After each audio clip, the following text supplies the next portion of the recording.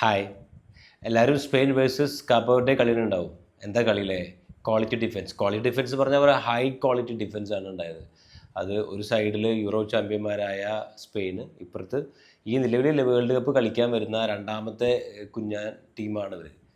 ഇവർ overall world cup ഇതുവരെ കളിച്ച കുഞ്ഞൻ ടീമുകളിലെ മൂന്നാമൻ ആയിട്ട് വരും. അതായത് ഒന്ന് കുറസാവോ, രണ്ട് ഐസ്ലൻഡാന്ന് തോന്നുന്നു, വന്ന കുഞ്ഞൻ ടീം.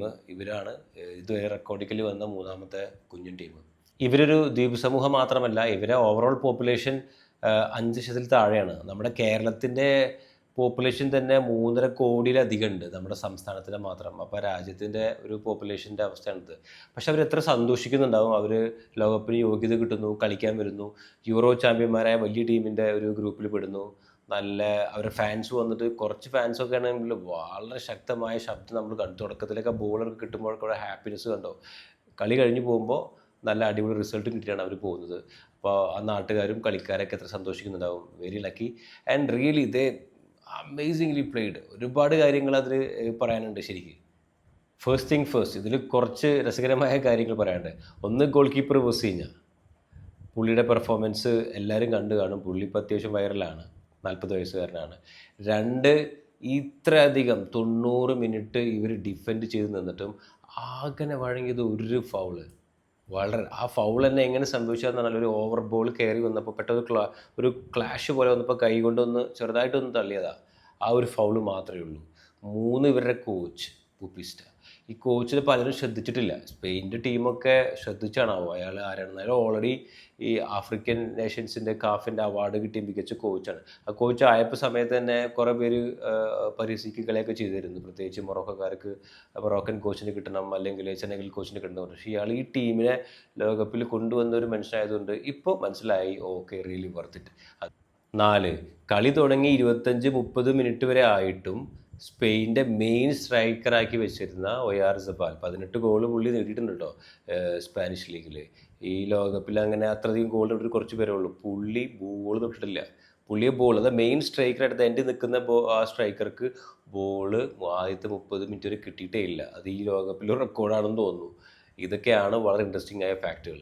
ഇനി ഗോൾ കീപ്പറുടെ കാര്യം കുറച്ചുകൂടി പറയുകയാണെങ്കിൽ, പുള്ളി 40 വർഷമായി കളിച്ചുകൊണ്ടിരിക്കുന്നത്, വിരമിച്ചിട്ടില്ല. പുള്ളിയുടെ പൊസിഷനിങ്, എക്സ്പീരിയൻസ്, ബ്രില്യൻസ്, ബ്രേവ്നെസ് എല്ലാം ചേർന്ന കളിയായിരുന്നു അത്. നല്ല അടിപൊളി decision making and quality goal keeping. ഇങ്ങനത്തെ ഒരു ടീം വളരെ സ്മാർട്ടായിട്ട് വേൾഡ് കപ്പിൽ വന്ന് കളിക്കുമ്പോഴുള്ള പ്രശ്നം എന്ന് പറഞ്ഞാൽ, ഓപ്പോസിറ്റ് ടീമിന് പെട്ടെന്ന് ആരൊക്കെ കളിക്കണമെന്ന് മനസ്സിലാവില്ല. ഇപ്പോൾ നമ്മൾക്ക് പോലും ടി വിയിൽ കാണുമ്പോൾ ഏതൊക്കെയാണ് ആരൊക്കെയാണ് ഇതിലെ കളിക്കാർ, എല്ലാവരും ഒരുപോലെ പല ഡ്യൂട്ടീസ് ചെയ്ത് അവിടെ പോകുന്നത് കാണാം. ശരിക്കും ഗോൾ കീപ്പർ മഞ്ഞ ജേഴ്സി ആയിരുന്നെങ്കിൽ ശരിക്കും ഒന്നും തിരിച്ചറിയില്ല. നമുക്ക് 2 പ്ലേയേഴ്സുള്ള പോലെ, ഒന്ന് ഗോൾ കീപ്പറും ബാക്കി എല്ലാവരും കൂടി ഒരു ടീമായിട്ട് സ്പിരിറ്റ് അവിടെ കളിക്കുന്നതാണ് നമ്മൾ കാണുന്നത്. പിന്നെ ഈ യമാലിനെ ഇറക്കാൻ കുറച്ച് വൈകി എന്ന് പറഞ്ഞാൽ, യമാലൊക്കെ അല്പം ഇഞ്ചുറിയിലാണെന്ന് തോന്നുന്നു. അപ്പോൾ യമാൽ ഇല്ലെങ്കിൽ ഇങ്ങനെയാണോ ഫ്രാൻസിൻ്റെ അവസ്ഥ എന്ന് ഫ്രാൻസ് ചിന്തിക്കണം. അത് മാത്രമല്ല, യമാൽ ഇറങ്ങിയ ശേഷം യമാൽ വളരെ ഭംഗിയായിട്ട് കളിക്കുന്ന ഒരാളാണ്. പക്ഷെ അതിനനുസരിച്ച് ആ കോച്ച് വിചാരിച്ചിട്ടുണ്ടാവും യമാൽ വരുമ്പോഴേക്ക് ഇങ്ങനെ ഡിഫെൻസ് ചെയ്യാൻ, അതായത് ബോൾ നഷ്ടം ആക്കാതെ ഫൗള് വഴങ്ങാതൊക്കെ ഡിഫെൻഡ് ചെയ്യുമ്പോൾ ഭയങ്കര ടയർഡാവും.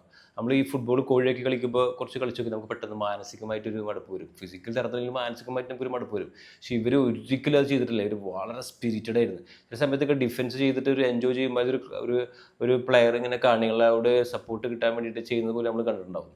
യമാൽ വന്നപ്പോൾ അതേ സ്പീഡിൽ അതേ പേസിൽ കവർ ചെയ്തു. ആദ്യം ഒറ്റയ്ക്ക് പറ്റാത്തപ്പോൾ കൂടെ സപ്പോർട്ട് ചെയ്യാൻ ആൾ പോയിട്ട് യമാലിനെ അവർ കൂട്ടിയിട്ടുള്ള സമയത്ത് തന്നെ പൂട്ടിയിട്ടുണ്ട് അവർ. അപ്പോൾ സ്പെയിൻ അവിടെ ശരിക്കും സ്ട്രഗിൾ ചെയ്തു. പിന്നെ ഒരു 85-ാമത്തെ മിനിറ്റിലാന്ന് തോന്നുന്നു, ഒരു ഓൾമോ കൊടുത്തൊരു പാസ് പോസ്റ്റിലേക്ക് ഒരു നിമിഷം പോലും കളയാതെ അതേ സമയത്ത് പോസ്റ്റിലേക്ക് ഷോട്ട് ചെയ്യപ്പോൾ ഗോൾ കീപ്പറെ ഫ്രണ്ടിൽ നിന്നൊരു ഡിഫൻഡർ അത് പറന്ന് തടുക്കേണ്ടത്. അതായത് പുള്ളി ആ ഹയർ ബോൾ ഷോട്ടും എന്ന് തന്നെ, അതായത് അവിടെ ഒരു നിമിഷം കളയാതെ ഷോട്ട് ഒന്ന് ബോളൊന്ന് സ്പേസ് ഉണ്ടാക്കുക പോലും നോക്കാതെ ആ സ്ട്രൈക്കർ അടിക്കുമെന്ന് മനസ്സിലാക്കിയിട്ടാണ് അത്. ഹൈലി എക്സ്പീരിയൻസ്ഡ് ആയിട്ടുള്ള ഹെവിലി റീഡ് ചെയ്യുന്ന ഒരു പ്ലെയറൊക്കെ അങ്ങനെ ചെയ്യുള്ളൂ. പുയോളിനൊക്കെ പോലത്തെ പ്ലെയേഴ്സൊക്കെ അങ്ങനെ ചെയ്യുള്ളൂ അവിടെ. അത് അമേസിംഗ് ആണ്, ഒരു രക്ഷയില്ല. പിന്നെ വേറെ ഒരു രസകരമായ സംഭവം, അവസാന നിമിഷം ഇവർക്കൊരു കോർണർ കിട്ടി. ആ കോർണർ ഹെഡ് ചെയ്ത് ഗോളാവുന്നത് ഭാഗ്യം. കുറച്ചൊരു ലൂസ് ഹെഡറായിപ്പോയി. സമയം പുള്ളി ജഡ്ജ് ചെയ്ത് സെറ്റ് ചെയ്തുകൊണ്ട്. അതൊറ്റ ഗോള് ആ സമയത്ത് ഭയങ്കര കയ്യടിയുടെ ചെയ്തു. അതൊറ്റ ഗോളായിരുന്നെങ്കിൽ ഈ വേൾഡ് കപ്പിൽ ഏറ്റവും വലിയ അപ്സെറ്റായി മാറിയേനെ. ഒരു അടുത്ത സെനഗൽ ഫ്രാൻസിന് ശേഷം അടുത്തൊരു ചരിത്രം ഇവിടെ ഉണ്ടായേനെ. അപ്പോൾ അത് ഒഴിവായി കിട്ടി. പക്ഷേ ആ കോർണറിന് ശേഷം ഒരു കൗണ്ടർ അറ്റാക്ക് ചെയ്യാനൊരു അവസരം സ്പെയിനുണ്ടായിരുന്നു. കാരണം അവസാന സമയമാണ്. പക്ഷേ നിങ്ങൾ കണ്ടിട്ടുണ്ടാവും ആ കളിക്കാർ തിരിച്ചതുപോലെ അവർ ഹാഫിലേക്ക് പോകുന്നത്. ആ കോർണർ അവർക്ക് നഷ്ടമായ ശേഷം അവരെല്ലാവരും, അതായത് ഒരു ടീമിലെല്ലാവരും ഓരോരുത്തർ സ്വയം കമ്മിറ്റഡ് ആയിക്കഴിഞ്ഞു. ആ കളിയോടും ആ കിട്ടേണ്ട റിസൾട്ടോടും കമ്മിറ്റഡ് ആയി കഴിഞ്ഞിട്ട് ഒരു ഡയറക്ഷനും വേണ്ട, എല്ലാവരും വന്ന വഴിക്ക് വളരെ ഗെയിം മൊത്തം റീഡ് ചെയ്തിട്ട് ഓടുന്നൊരു സീൻ കണ്ടിട്ടുണ്ട്.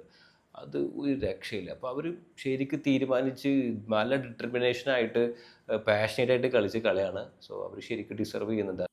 ഇനി സ്പെയിൻ്റെ കാര്യം. സ്പെയിൻ വളരെ സൂക്ഷിക്കണം. ഓൾറെഡി ഈ കളിയോട് കൂടി ഒരു മെൻ്റലി ഭയങ്കര എക്സോസ്റ്റിംഗ് ആയിട്ടുണ്ടാവും.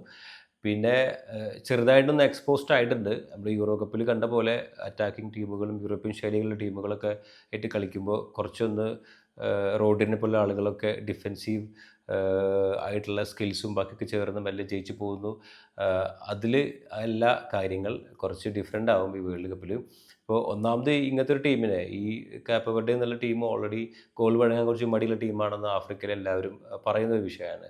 രണ്ട്, ഈ വേൾഡ് കപ്പിൽ തൊട്ട് മുന്നേ ഫ്രണ്ട്ലി മാച്ചിൽ ഇവർ സെർബിയക്ക് 3 അടിക്കുകയും ഗോൾ വഴങ്ങാതിരിക്കുകയും ചെയ്തിട്ടുണ്ട്. പിന്നെ കളിക്കാരെ കാര്യം പറയുകയാണെങ്കിൽ ഓൾറെഡി യമാലിനും നിക്കോ വില്യംസിനും കുറച്ച് പരിക്കലുണ്ട്, അത് കറക്റ്റാണ്. മൂന്നാമത്തെ ഒരു പ്രശ്നം സ്പെയിന് സ്കോർ ചെയ്യാനുള്ളൊരു വിഷയം അവിടെ ഉണ്ട്. ഇപ്പോൾ സ്പെയിൻ വിജയിച്ച വേൾഡ് 2010 വേൾഡ് കപ്പാന്ന് തോന്നുന്നു. ആ സമയത്ത് ഡേവിഡ് വിയ എന്നൊരു കളിക്കാരുണ്ട്. പുള്ളി ഭയങ്കര ബ്രില്യൻ്റാണ്, ഷാർപ്പാണ്, നല്ല അസിസ്റ്റ് കൊടുക്കും, പോസ്റ്റിൽ കറക്റ്റ് വിട്ട് കളിക്കും, ലോക്കൊക്കെ കളിയിൽ നിന്ന് വിട്ടുമാറി കളിച്ച് പല രീതിയിലൊക്കെ ഓവർലാപ്പ് ചെയ്യും. അങ്ങനെ കുറേ സംഭവങ്ങൾ അവിടെ ഉണ്ട്. അപ്പോൾ അതിൻ്റെ ഹൂ വിൽ സ്കോർ എന്ന് പറഞ്ഞാൽ പൂച്ചക്കാർ മണി കിട്ടുന്ന ആര് ഗോൾ അടിക്കും എന്ന രീതിയിലുള്ളൊരു വിഷയം. യമാലൊക്കെ നല്ല മുന്നേറ്റങ്ങൾ കൊണ്ടുവരും, പക്ഷേ ഗോൾ അടിക്കുന്ന ഒരു പ്ലെയർ പ്രശ്നം അവർക്ക് ഉണ്ടാവും. ഇപ്പോൾ വിയ, ടോറസ് ഇതുപോലെയുള്ള ആ രീതിയിലുള്ള ഒരു പ്ലെയർ, സ്പെഷ്യൽ പ്ലെയർ അവിടെ അനിവാര്യമായിട്ടുണ്ട്. അത് എത്രയും പെടുന്നത് സ്പെയിൻ അത് കറക്റ്റ് ചെയ്ത് കൊണ്ടുവരും. കാരണം അറിയാലോ, ഇനി മുതൽ ഈ ഗ്രൂപ്പ് മാത്രമല്ല, ഗ്രൂപ്പിൽ നിന്ന് പുറത്ത് കിടന്നാൽ ഒരു എക്സ്ട്രാ റൗണ്ട് 32 പറഞ്ഞ ഒരു റൗണ്ട് കൂടി എക്സ്ട്രാ ആഡ് ചെയ്തിട്ടുണ്ട്. അത് ഇതുപോലെ മികച്ച 3 സ്ഥാനക്കാർക്ക് 8 പേർക്ക് കയറാൻ പറ്റും. ഇങ്ങനത്തെ ടീമുകൾ കയറി കഴിഞ്ഞാൽ ഇപ്പോൾ ഒരു നോക്കൗട്ട് ടൂർണമെൻ്റ് ആണെങ്കിലോ സമയം പോകുന്തോറും ടെൻഷൻ കൂടും. പിന്നെ ആകെ സമനിലേക്ക് എത്തിക്കഴിഞ്ഞാൽ ശരിക്ക് ടെൻഷനിലേക്ക് വീഴും. മറ്റേ ഷൂട്ടൗട്ടിലേക്ക് പോകും. ഷൂട്ടൗട്ടിൽ പുറത്തേക്ക് അടിച്ചു കഴിഞ്ഞാൽ ഔട്ടായി പോകും. അപ്പോൾ വളരെ ഇമ്പോർട്ടൻ്റ് ആണ് നേരത്തെ തന്നെ ടീമിനെ മനസ്സിലാക്കി ഡിഫെൻസീവ് ആകുമെന്ന് ടീമിനനുസരിച്ച് വളരെ ഭംഗിയായിട്ട്. ഇപ്പോൾ ഈജിപ്തിൻ്റെ കളി ഇപ്പോൾ കഴിഞ്ഞു. ഈജിപ്ത് ആൻഡ് ബെൽജിയം നല്ല അടിപൊളി കളിയായിരുന്നു. അതിൽ ബെൽജിയം പരമാവധി പല ട്രിക്കും കാര്യങ്ങളൊക്കെ എടുത്ത് നോക്കിയിരുന്നു, ഹൈ ബോളും പലതൊക്കെ എടുത്തു. അവസാനം ഗോളാവാതെ പ്രശ്നമായപ്പോൾ അവർ ഓഫ് കോഴ്സ് ലുക്കാക്കുവിനെ ഇറക്കി. പാവം ഒരുപാടൊരു ക്രിറ്റിസിസം കേട്ടുള്ളൊരു പ്ലെയറാണ്, ഒരുപാട് കളിക്കും, ഗോൾക്ക് ചെയ്യും. എന്തെങ്കിലും മിസ്റ്റേക്ക് വന്നാൽ പുള്ളി നല്ല, പക്ഷേ പുള്ളിയുടെ ആ ഒരു ഇൻവോൾവ്മെൻ്റ് കൊണ്ട് ഒരു ഗോളോട് അവർ സമനില കിട്ടിയില്ലെങ്കിൽ ഒരു തോറ്റു പോയതിൽ നിന്ന് അതിലും വലിയൊരു റിസൾട്ട് വന്നേനെ. അപ്പോൾ വേറെ കളി ഓർമ്മ വരുന്നത് ഇതേപോലെ സ്പെയിനിൽ നിന്ന് പെട്ടതുപോലെ അർജൻറ്റീന പെട്ടിരുന്നു ഇറാനെതിരെ. പലർക്കും ഓർമ്മ ഉണ്ടാവും. ഇറാൻ വളരെ ഭംഗിയിൽ ഡിഫെൻഡ് ചെയ്തു, നല്ല കിടിലൻ ഗോൾ കീപ്പിങ്ങും നടന്നിരുന്നു. ഒന്നും അങ്ങനെ എത്താത്ത അവസ്ഥ വന്നു. അപ്പോൾ മെസ്സി എന്നൊരു കളിക്കാരൻ്റെ ബ്രില്യൻസ് അവിടെ രക്ഷപ്പെടുത്തിയിരുന്നു. പോസ്റ്റിന് പുറകിൽ നിന്ന് മെസ്സി വളരെ ഭംഗിയാക്കി കറക്റ്റ് കോർണറിലേക്ക് ഗോളെടുത്ത് ടീമിനെ രക്ഷപ്പെടുത്തിയെടുക്കുകയായിരുന്നു. പിന്നെ കഴിഞ്ഞ വേൾഡ് കപ്പിൽ അർജൻറ്റീന തോറ്റു സൗദി അറേബ്യക്കെതിരെ. അത്യാവശ്യം ഹരാസ്മെൻറ്റും പരിഹാസങ്ങളെല്ലാം കിട്ടി. പക്ഷേ അർജൻറ്റീന അത് അവിടുന്ന് അങ്ങോട്ട് ഇനിയിപ്പോൾ ഒന്നും നോക്കാനില്ല എന്നുള്ള രീതിയിലും വളരെ വളരെ മെൻ്റലി സ്ട്രോങ് ആക്കി അവരത് PT വാശി പോലെ ബാക്കിയുള്ള കളികളൊക്കെ ജയിച്ച് ഫൈനലിൽ കൊണ്ടുപോയി അവസാനിപ്പിച്ച് ജയിച്ചു. അപ്പോൾ അതേ രീതിയിൽ സ്പെയിന് നല്ല രീതിയിൽ പോസിറ്റീവായിട്ട് കാര്യങ്ങൾ എടുക്കുക. മെൻ്റലി ഡൗൺ ആയിട്ട് സാധാരണ യൂറോപ്യൻ ടീമുകൾക്ക് ഉണ്ടാകുന്ന പോലെ മെൻ്റലി ഡൗൺ ആയിട്ട് പോകാതെ ഇതൊരു പോസിറ്റീവായിട്ട് സ്പിരിറ്റ് കൂട്ടി PT വാശിയാക്കി എടുത്ത് മുന്നോട്ട് പോയി കളിച്ചാൽ വേറൊരു സ്പെയിനെ നമുക്ക് കാണാൻ പറ്റും. അങ്ങനെ ആവട്ടെ. വീണ്ടും കാണാം.